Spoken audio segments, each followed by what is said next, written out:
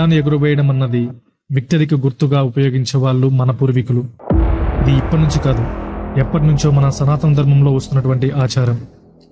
ఇలా ఎప్పటి నుంచి ఉపయోగిస్తున్నారు అన్న వాటిల్లో అఫీషియల్ గా మనకు తెలిసినది 1674 నుండి 1812 సంవత్సరం వరకు మరాఠా వాళ్ళు ఈ జెండాను ఎగురవేశారు. పూర్తిగా కాషాయం కలర్లో ఉన్నటువంటి ఈ జెండాని దాదాపుగా 130 ఏళ్లు పైగా మన మరాఠా వాళ్ళు ఉపయోగించారు. కాబట్టి దీనిని మనం మొదటి జెండాగా చెప్పుకుంటే, దీని తరువాత అంటే 1857-58 సమయంలో, అంటే సిపాయిల తిరుగుబాటు సమయంలో బ్రిటిష్ వాళ్ళు మనకిచ్చినటువంటి తొలి జెండా ఇది. పూర్తిగా ఎరుపు రంగులో ఉండి పైన ఆ బ్రిటిష్ వాళ్ళ గుర్తు పెట్టుకొని మధ్యలో ఒక చక్రం పెట్టి మనకు ఇచ్చారు.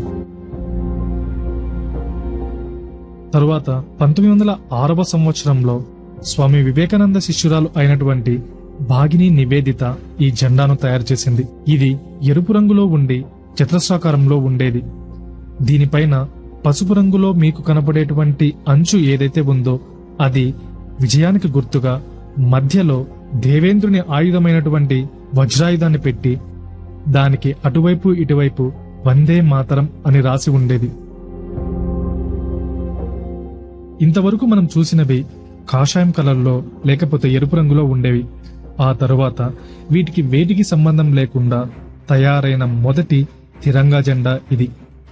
ఇందులో పైన ఆకుపచ్చ, మధ్యలో పసుపు, కింద ఎరుపు రంగు ఉండేవి. దీనిలో పైన తామర పువ్వులు ఉండేవి. దీనిని ఆగస్టు 7వ తేదీ 1906వ సంవత్సరంలో ఎగురవేశారు. తర్వాత ఈ జెండాను ఆగస్టు 22వ తేదీ 1907వ సంవత్సరంలో మన దేశంలో కాకుండా విదేశీ గడ్డ పైన ఎగురవేశారు. అది ఎగురవేసింది కూడా ఒక మహిళ. ఆమె పేరు మిస్ బికాజీ కామా. దీనిని మొదటి ప్రపంచ యుద్ధ సమయంలో కూడా వాడారు. దీనిని ఎగురవేసింది జర్మనీలో. తర్వాత ఈ జెండాని మేడం బికాజీ కామా మరియు వీర్ సావర్కర్ మరియు శ్యామ్జీ కృష్ణవర్మ వీళ్లు తయారు చేశారు. దీనిని బెంగాల్ పార్టీషియన్ కి వ్యతిరేకంగా చేసినటువంటి ఉద్యమంలో ఈ జెండాను ఎగురవేశారు. తర్వాత ఈ జెండాను 1917వ సంవత్సరంలో హోమ్ రూల్ ఉద్యమంలో లోకమాన్య తిలక్ గారు మరియు అనిబిసెంట్ గారు తయారు చేసి దీనిని ఎగురవేశారు. ఇకపోతే పింగళి వెంకయ్య గారి వంతు ఇప్పుడొస్తుంది. మొదటి జెండాల్లో పైన కేవలం ఆకుపచ్చ, కింద ఎరుపు, మధ్యలో వీల్ ఉండేది. కానీ ఈ జెండాను చేసి పింగళి వెంకయ్య గారు గాంధీ చూపించిన తరువాత గాంధీ గారు ఇందులో క్రైస్తవుల కోసం కూడా ఒక రంగు ఉంటే బాగుంటుందని చెప్పి తెలుపు రంగు ఉంచమని చెప్పారు.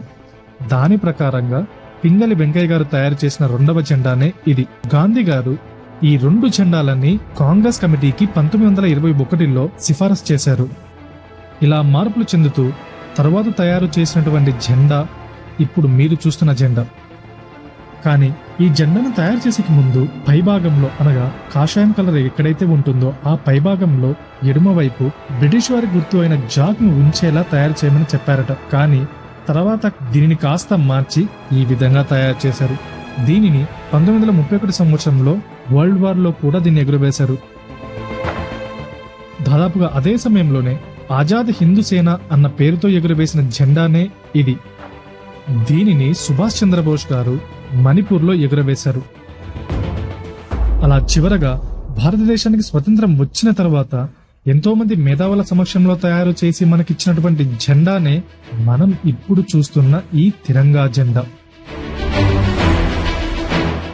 ఇలా గాంధీజీ సహాయంతో, గాంధీజీ సూచనలతో తయారు చేసినటువంటి 3 మతాలని సమానంగా హిందువులకి కాషాయం గుర్తు, క్రైస్తవులకి తెలుపు గుర్తు, ముస్లింలకి ఆకుపచ్చ గుర్తుతో తయారు చేసినటువంటి ఈ జెండాను మనం ఇప్పుడు జాతీయ జెండాగా నమస్కరిస్తున్నాం. కానీ చివరగా ఒక చిన్న మాట, వీటిలో ఇంకో జెండా కూడా ఉండేది. అదే పూర్తిగా కాషాయంతో ఉన్నటువంటి జెండా. దానిలో పైభాగంలో ఎడమవైపున వీల్ ఉండేది. కానీ దీనికి గాంధీ గారు ససేమిరా ఒప్పుకోలేదు. తర్వాత ఇది మనుగడలో లేదు. కానీ ఎంతమంది ఎలా చెప్పినా కూడా, ఎవరు ఎన్ని తయారు చేసినా కూడా హిందువులు మాత్రం ఎప్పటికీ కాషాయపు జెండా అయినటువంటి దీనినే తమ జెండాగా భావిస్తున్నారు ఇప్పటికీ.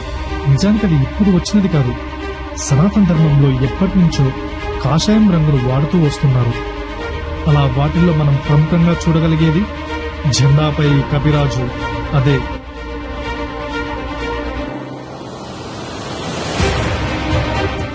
అర్జునుడు కృష్ణుడు ఉన్న రథానికి దేదీప్యమానంగా ఎగురుతూ విజయాన్ని సమకూర్చున్నటువంటి జెండా కాషాయపు జెండా. ఇది ఎప్పటికీ ప్రత్యేకం. అదే సత్యం, అదే నిత్యం, అదే హిందువుల జెండా.